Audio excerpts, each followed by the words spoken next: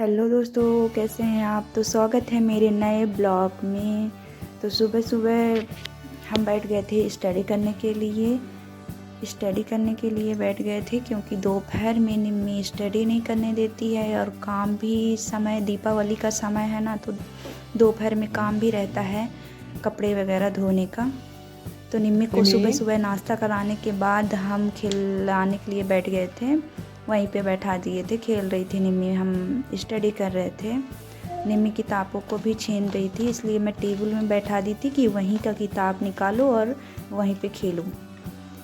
किताबों को छीनती है बार बार, वहीं पे पढ़ती हूँ तो लिखती भी है, किताबों में लिख देती है कुछ ना कुछ। और इस समय बहुत शैतान भी हो गई है, बहुत शैतानियाँ बढ़ गई है निम्मी की।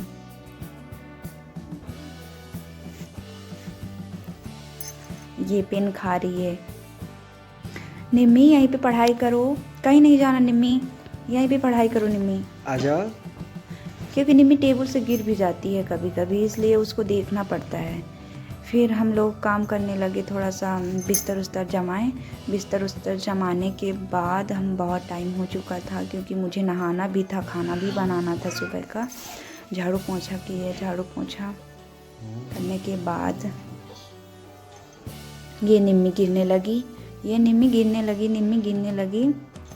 निम्मी बहुत गिरती है इस समय।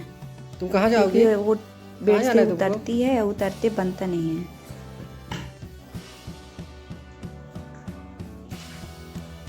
फिर मैं कपड़ा धोने के लिए चली गई थी, क्योंकि आज धूप था, तो मैं सोची कि कपड़ा भी धो देते हैं। कल का डुबाया हुआ था, धूप नहीं था, तो कल मैं धोई नहीं थी कपड़ा।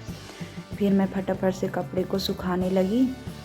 धूप था, मैं सोची कि कहीं धूप चला ना जाए, इसलिए पहले तो कपड़ा ही धो लेते हैं। फिर और भी बहुत सारे कपड़े धोने हैं, क्योंकि अभी टाइम भी नहीं है, इसलिए मैं धो नहीं रही हूँ।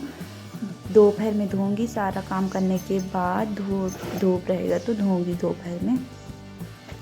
फिर हम लोग फटाफट से कपड़े सुखा देते हैं। फिर